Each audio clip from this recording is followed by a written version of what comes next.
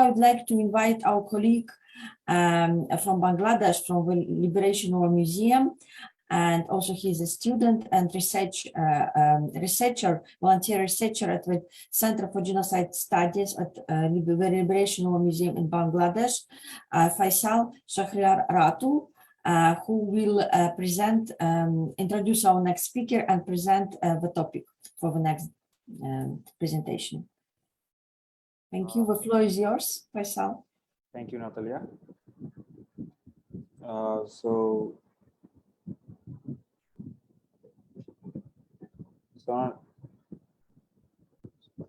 on this session, we have Dr. Ronan Lee. I'll be talking a little bit about his biography that I've received. So Dr. Ronan Lee is an Irish-Australian visiting scholar at Queen Mary University of London's School of Law and the International State Crime Initiative. From 2022, he'll be taking up a doctoral prize fellowship at Loughborough University, London. He researches Asian politics, genocide, hate speech, and migration. Ronan's book, Myanmar's Rohingya Genocide, Identity, History, and Hate Speech, was published by Bloomsbury in February 2021. He was formerly a Queensland State Member of Parliament and served on the front bench as a parliamentary secretary in portfolios including Aboriginal and Torres Strait Islander partnerships, justice, and youth.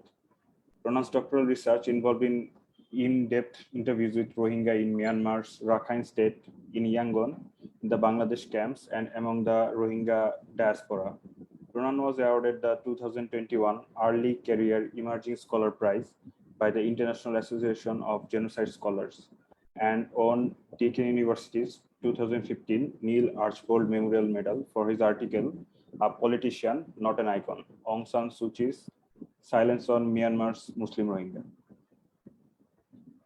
So, Dr. Ronan, I'd like to invite you to the podium and give your presentation. Thank you.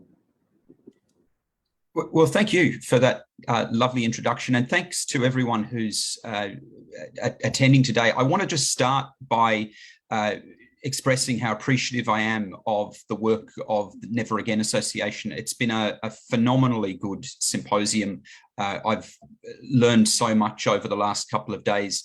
The last presentation, I had an opportunity to read the draft paper, and it's fantastic. So I'd encourage all of you that have an interest in this issue, and particularly in Thailand, to make sure you do get a hold of the symposium proceedings. Let me start also by saying that I didn't think I'd be giving a paper quite like this when I started this research project. I thought I'd be looking at something else. And as it happened, the more I engaged with issues associated with Holocaust denial, the more convinced I became about the importance of the working definition. So this is a paper that will address the importance of the working definition, looking at Myanmar and the mistreatment of the Rohingya as a case study. So techniques of denial and distortion, like those that are outlined in the International Holocaust Remembrance Alliance's working definition, will be shown through this paper, and I'll present a shortened version of the paper that you'll be able to find in the symposium proceedings. But this case study will show that these techniques have had powerful and incredibly negative effects for Myanmar and for the Rohingya community. The Rohingya are a mostly Muslim minority within an overwhelmingly Buddhist Myanmar. They're indigenous to the Rakhine State area, and that's the area that's adjacent to Bangladesh. A key focus of this case study is on the distortion of history as a central enabling tool of genocide. And this should stand as a serious warning for others about the dangers of genocide denial, and particularly about the dangers associated with the kinds of techniques of denial and distortion that are outlined in the working definition. For many people, the Rohingya's plight first came to their attention through media reports of the group's violent deportation from Myanmar in 2017. During late August and early September, soldiers from the 33rd and 99th Light Infantry Divisions arrived in Rohingya communities throughout northern Rakhine State. These infantry divisions are well known for their brutal actions against Myanmar's ethnic minorities. Their purported mission was counterinsurgency, to undertake a euphemistically named clearance operation to suppress the activities of a newly emerged militant group. But their actions against the civilian Rohingya population strongly evidenced other motives. What followed was an orgy of genocidal violence, crimes against humanity, and war crimes, documented in disturbing detail by UN investigators, humanitarian first responders, and human rights groups. For decades, and with no credible evidence, Myanmar's authorities have justified human rights violations against Rohingya civilians as a necessary response to Rohingya militancy, which they contend is linked with transnational jihadi groups, rather than being an understandable response to domestic human rights abuses.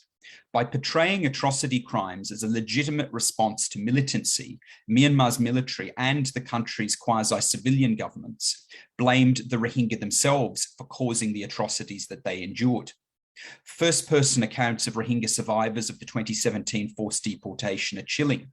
They describe the widespread use of scorched earth tactics that burned hundreds of Rohingya villages, extrajudicial killings where the military treated any male that had reached adolescence as fair game for extermination, and the widespread use of appalling sexual violence against women and girls. Victim testimonies paint an apocalyptic scene. Victims commonly describe being hunted off their ancestral lands by brutal violence from soldiers and of helicopters raining fire upon their largely wooden villages. Within the space of a few weeks, Rohingya refugees arrived in Bangladesh by the hundreds of thousands, and during 8 weeks of 2017, the refugee population established what was and continues to be Bangladesh's 5th largest urban centre, a camp complex more densely populated than cities like Dhaka or New York, but as you can imagine, comprises just single-storey structures of bamboo and tarpaulin. But the Rohingya situation was not always so dire. And during the centuries prior to Myanmar's colonial period, the Rohingya's ancestors lived as an integrated part of the Arakan Kingdom, the independent trading polity on the Bay of Bengal that occupied lands between Mughal India and the Burma Empire. Arakan was multi-ethnic and multi-religious, and at its political and economic peak, dominated lands from the Arakan Yoma Mountains to the city of Chittagong. Its rulers at times adopted Muslim titles, minted coins displaying the Kalima, the Islamic declaration of faith. They used Persian as their court language. But when the country was invaded by the Burma Empire in 1784, the Arakan had shrunk to control an area that roughly corresponds to the boundaries of modern Rakhine State. The presence of a specific Rohingya as opposed to a purely Muslim population was identified and documented by the British, who sent a delegation to the Burmese court in 1795. East India Company employee Francis Buchanan documented meeting with people from Arakan who labelled Arakan's Muslim population as Rohingya, a clear reference to the ancestors of the contemporary Rohingya population. Arakan's domination by the Burma Empire was relatively short-lived, and within 40 years, war between the Burmese and the British led to Burma's recently acquired Arakan lands being ceded to British control, and the start of 120 years of colonial rule.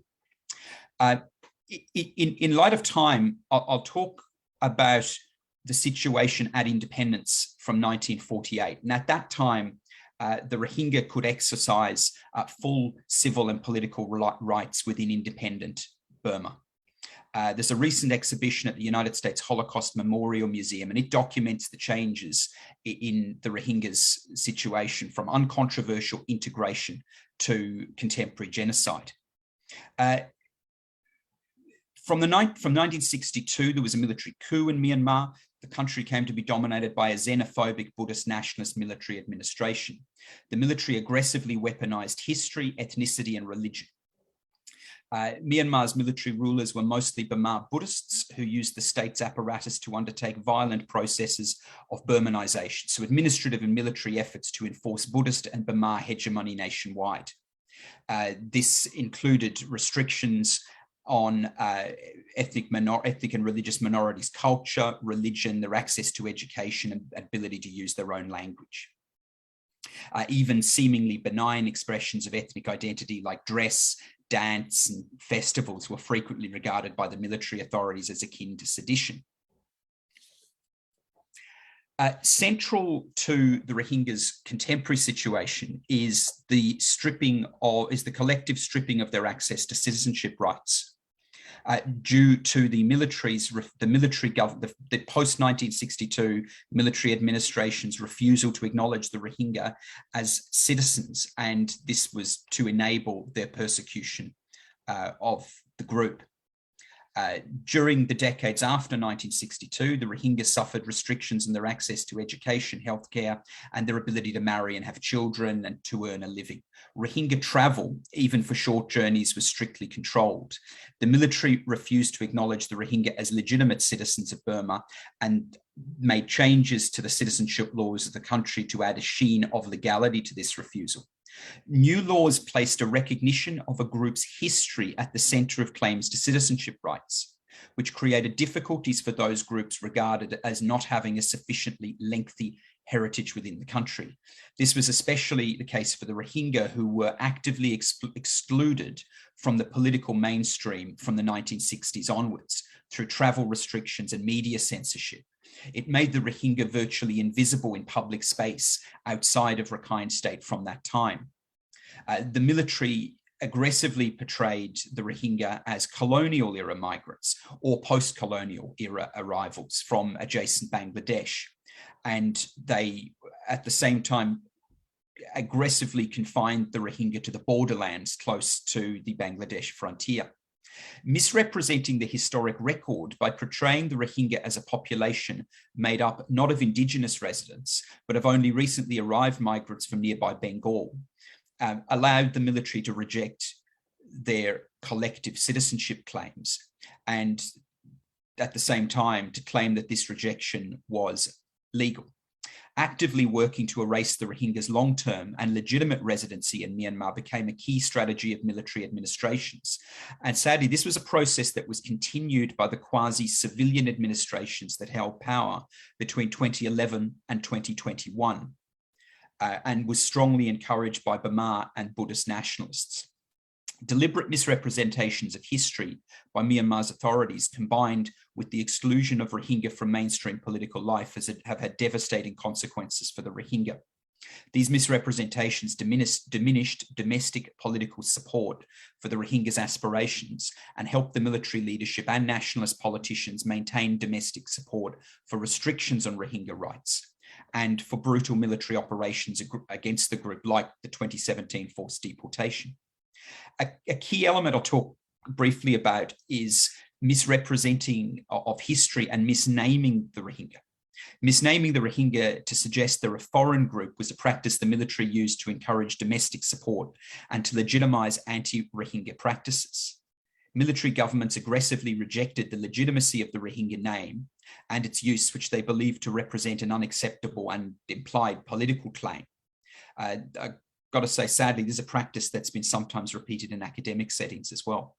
The military, nationalists, and commonly ethnic Burma civilian political leaders routinely substituted the Rohingya name for the label Bengali, which they adopt as a slur to tag Rohingya as not being indigenous to Myanmar, and instead representing a population of recent migrants from Bangladesh. Misnaming the Rohingya was common practice during the military period between 1962 and 2011, and it continued after quasi-civilian administrations took power in 2011. In 2013, Myanmar's President Thein Sein, a retired general, aggressively rejected Rohingya claims to indigeneity, telling the media, I'll quote, this is Thein Sein, "There are no Rohingya among the races. We only have Bengalis who were brought for farming." And he goes on to say it was during the British era.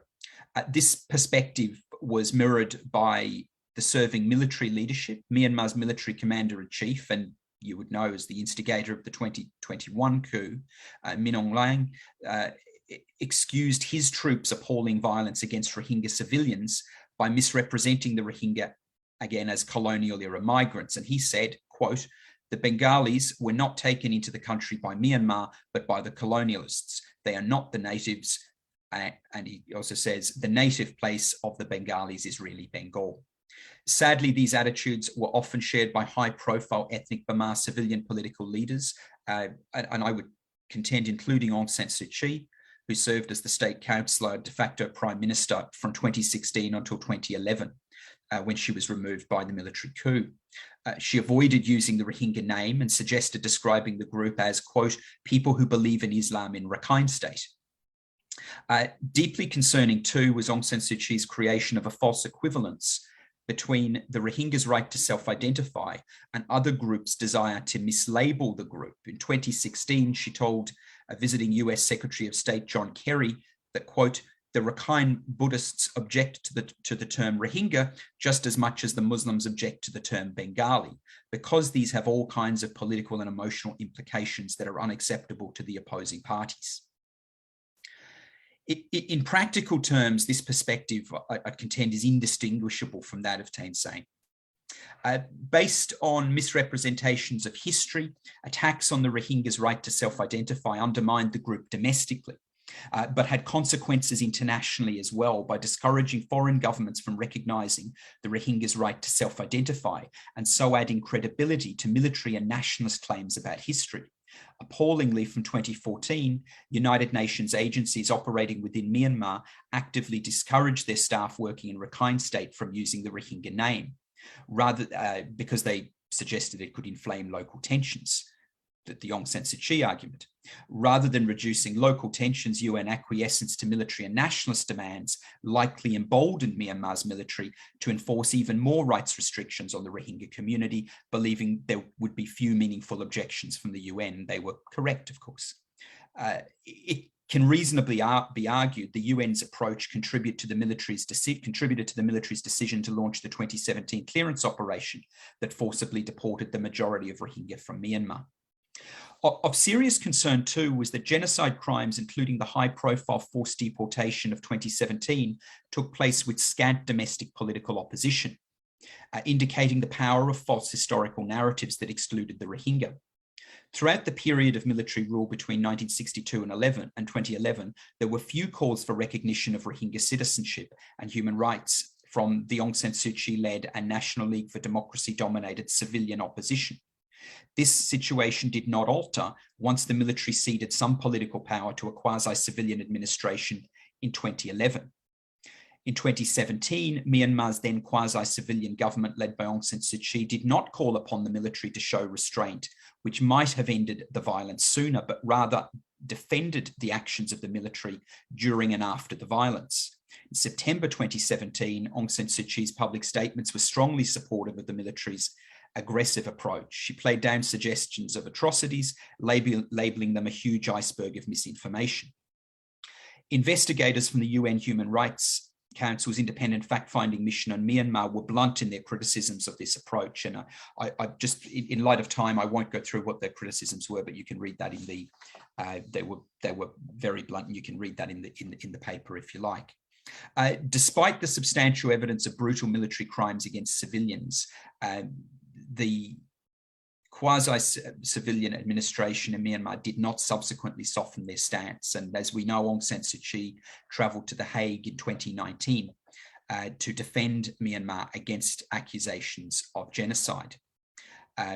One of the statements that she made to The Hague was that the situation in Rakhine State was complex. And again, you can read the direct quote in the proceedings from the ICJ or in the paper that will be available in the symposium proceedings.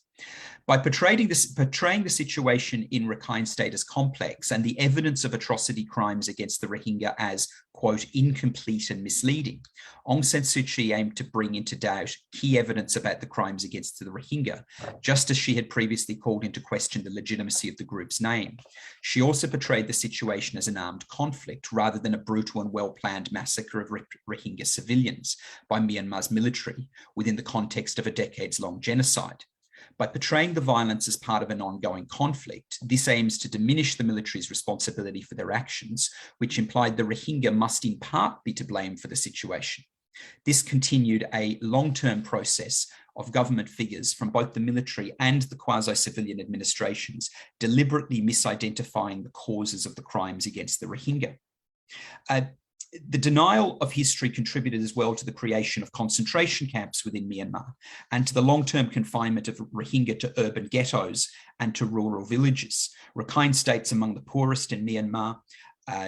This has contributed to understandable local tensions because of resource scarcity. In a state where 2/3 of the population are Buddhist, the authorities fueled tensions by misrepresenting history to portray the Rohingya as illegal migrants and interlopers. And during the period of military rule, these tensions were kept under some degree of check, but with the loosening of political and media restrictions around 2011, Buddhist nationalists actively encouraged anti-Muslim and anti-Rohingya attitudes and actions. In light of time, just conscious of where we are with time, and I'll just say that during 2011 and 2012, there was strong evidence of rising ethnic and religious tensions in Rakhine State, yet Myanmar's authorities made little effort to preempt violence that erupted in 2012. Now, the authorities portrayed this violence as communal, but in reality, and it was clarified, this was clarified by human rights groups, this was a pogrom against the Rohingya Muslim community. It led to hundreds of deaths and the displacement of 140,000 Rohingya within Rakhine State. The government's eventual response was to separate the groups, the confessional groups, a strategy that in reality served to confine Rohingya to euphemistically named displacement camps that should accurately be identified as concentration camps. Rohingya forced into these camps in 2012 remain there today, and if they've been prevented from leaving and returning to their home communities. Any of the small number of Buddhists that were displaced in 2012 were quickly rehoused, and they're not subject to restrictions in their freedom of movement. These camps were fully intended to incarcerate Rohingya civilians. And appallingly, Myanmar's authorities were able to co-opt the international community, notably the UN, to help pay for and to legitimize these camps. So of the 140,000 Rohingya confined to those camps in 2012, at least 120,000 are confined there today. Elsewhere in Rakhine State, while not confined to concentration camps, Rohingya are effectively trapped in their villages, those who haven't escaped to Bangladesh, and those who were not hunted out of their homes in 2012 in the state capital, Sitwe, are trapped in the Ongmingla area, which is an urban ghetto. It's an area of just a couple of square kilometers, and there's approximately 4,000 Rohingya trapped there since 2012. There's no industry, there's no business, they can't freely move, they can't go to their businesses that were just a few hundred meters away on the main street of Sitwe. Many of their businesses that have been closed up have been graffitied with anti-Rohingya messages. And the Rohingya in that ghetto live with the constant fear that the authorities could simply cut off the water or stop food arriving at any time. It must be terrifying. So just some concluding comments. The existence of the Ongmingla ghetto, the confinement of Rohingya to their villages, the operation of concentration camps within Myanmar, and the forced deportation of the majority of the Rohingya population to Bangladesh during 2017 was enabled greatly by the Myanmar authorities' misrepresentation of history. They distorted the historical record to minimize the domestic political opposition to what they were doing and to convince the public that what they were doing was in the national interest. And the military also convinced subsequent quasi-civilian administrations of what they were doing and gained their support. Distortions of the historical record for political reasons and blaming the victim group also aided the Myanmar authorities in their efforts to limit domestic opposition and to add a veneer of legality to their mistreatment of the Rohingya. These techniques of denial and distortion would be disturbingly familiar to those who have read the working definition. They bear striking similarities to the denial and distortion techniques used by Holocaust deniers and outlined in the working definition. And my argument today is that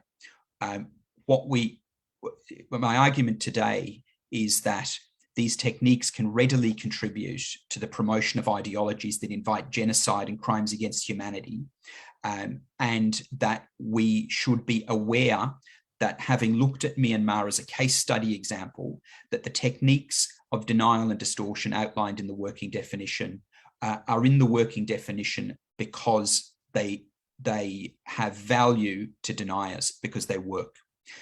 The really sad thing is that Myanmar's provided a almost what we might call a real world case study example of the techniques of denial and distortion outlined in the working definition. I didn't think I'd be writing a paper that was so strongly supportive of the working definition, but I've got to say I am, and I have. Some quick recommendations for the future of Myanmar. Genocide denial must not be part of Myanmar's future and mustn't be part of the future of a democratic Myanmar. I think we should encourage the legitimate government of Myanmar, that's the national unity government of Myanmar, to engage with efforts to tackle Holocaust denial and genocide denial.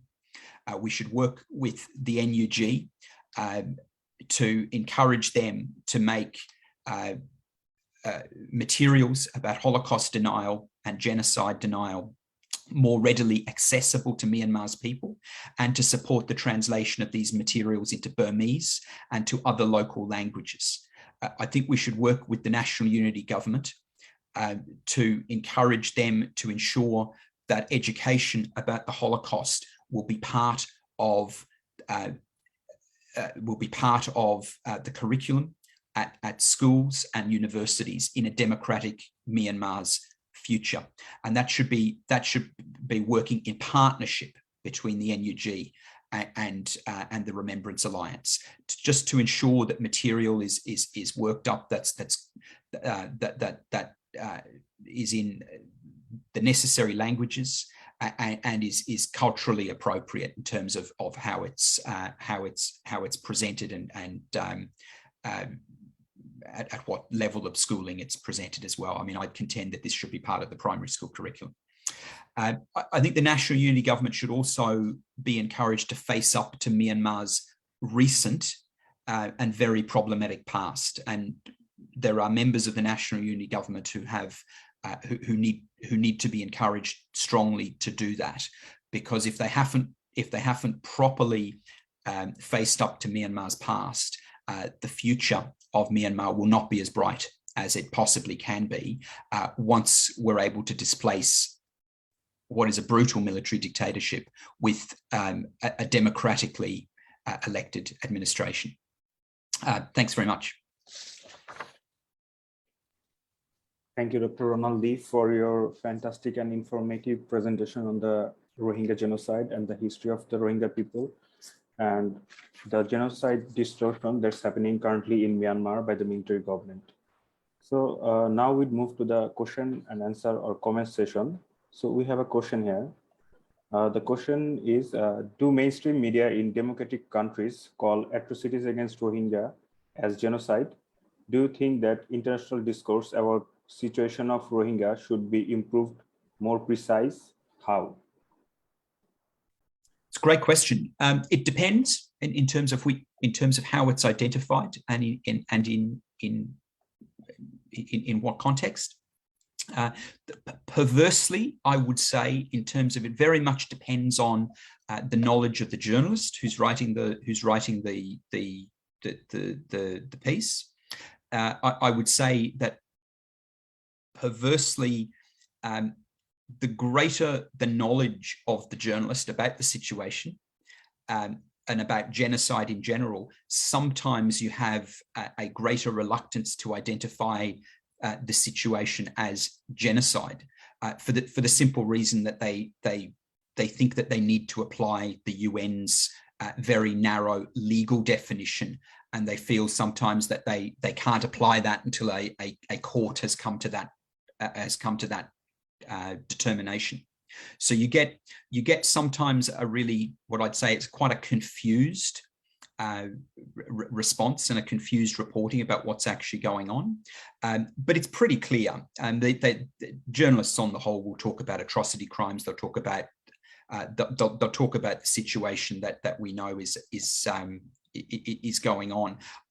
I think it will be. I think even using the very narrow definition that the International Court of Justice uses, I think it's likely that they'll conclude that it is genocide. But of course, my problem with that narrow definition is that it's great for labeling things after the fact, but it's not real good at stopping things that are in train. And that's why we shouldn't be afraid about calling things what they are. We don't need to wait for the courts to make decisions. I mean, if your neighbor assaults you, you don't need to go to the court before you can describe what has happened and identify it as an assault. You can say exactly what's occurred. So that's what I would encourage people to do, is actually call it for what it is. UN investigators have described it as genocide. Scholars quite wide. I mean, the Association of Genocide Scholars there's no debate there about what we're seeing in Myanmar, that it is genocide. The more evidence we're able to get out of Rakhine State, I think the more likely it is that that we'll see the ICJ come to a genocide determination. Of course, it's important to remember as well that Myanmar's authorities, both military and the quasi-civilian administration, actively blocked UN investigators from gathering evidence within Rakhine State and within Myanmar. Wouldn't give them visas, wouldn't let them in. So, you've got a question. When a perpetrator says you shouldn't be coming in to talk to the victims, you've got to wonder why that is. So I think what's happening at the Court of Justice is that a lot of the Myanmar case just rings hollow, because of course they announced to the court that kind of nothing to see here, everything's fine, and the court's question is, but why wouldn't you let the investigators in? And now I think today, do I have that right? Is today the day that the next Ratul, you might be able to tell us that the next Myanmar response is due at the International Court of Justice? I think it might be today. It's certainly, I think it's this week. So we'll see what the military administration is going to present to the International Court of Justice, and we'll know that today. Thank you for your answer. We have another question here. So the question is, why are you promoting education about the Holocaust in Myanmar in a situation where these mass atrocities are ongoingly happening to the Rohingya people? Yeah, I mean, that's an important question, because the point of my paper was to suggest that the techniques that are used to deny and distort history, to deny the Holocaust, are very similar to the techniques that were used to deny and distort history to enable the genocide of the Rohingya. And I think it's important when it comes to understanding history in a country like Myanmar. I mean, history is very political in Myanmar. And the problem that we've had in Myanmar is that history's been written by the military government and forced on people in a way that aligns with the military government's view of history. And I think it's important that the people of Myanmar are given the opportunity to engage much more broadly with world history. I would contend, if the people of Myanmar fully understood the history of the world and the history of the Holocaust, and understood the issues around Holocaust denial and the distortion of history that goes with that, and that's associated with that, I think we would have seen much sooner greater political opposition to the sorts of weaponizing of history that we did see within Myanmar from the 1960s. And we may not have seen the crime against, we may not have seen crimes against the Rohingya to the extent that we did. Now, it's too late for the Rohingya who've been murdered. It's too late for those who've been forcibly deported to Bangladesh. It's not too late, though, for lots of others. And I think it's important that we don't put histories in boxes. And so, I mean, I'm not one for categorizing atrocity crimes and categorizing genocides and saying, well, we should look at this one and we shouldn't look at that one. I think what we need to do is learn from what's gone on in the past. And that's what's been missing from Myanmar's education system and from debate within Myanmar more generally. My contention is that it's important that both things are done, that we face up to the history of Myanmar's modern history, but we also look at previous history that's available to us. And the lack of one, I think, enabled enable the other. And of course, I'm talking about creating an education system in a future Myanmar that's democratic, and that people in the National Unity Government have faced up to the crimes that have been committed against the Rohingya and have reintegrated the Rohingya into ensure that their human rights are respected, ensure that their citizenship is respected. Thank you. We don't have much time left, but I think you can just give the answer to the last question. So the last question is, do you think that the image constructed by the international media in terms of freedom, genocide, and other forms of Holocaust in Myanmar is extremely negative? Sorry, I can read it here. The image constructed by the international media. Sorry, if the question asker just sort of clarified, do they mean the image of the image of Myanmar in because of these crimes? Is that what they're keen to ascertain? Yes, I think so. Yeah, it is, rightly so. I mean, you can't commit atrocity crimes and then complain that people are portraying you as the perpetrators of atrocity crimes and it's making you look bad. I mean, there's just there's a simple human reality here, that if you commit atrocity crimes and you're just really not on solid ground, then complaining that your country looks bad because you've done it. Well, that's your problem's not that your country looks bad. The problem is that you've committed atrocity crimes, and that's been a bit of an issue within Myanmar. There's been a bit of a debate within Myanmar that calling out these problems has been that people who've called them out even within Myanmar. And I've got to be fair that there have been some people within Myanmar who have legitimately spoken up for human rights, for the Rohingya and for other groups, at great personal cost to themselves, and Rohingya too, who've done that at again great personal cost to themselves. And one of the criticisms that's made, particularly of those from majority population groups within Myanmar, is that they're making the country look bad and they should be silent about that, and that's a problem.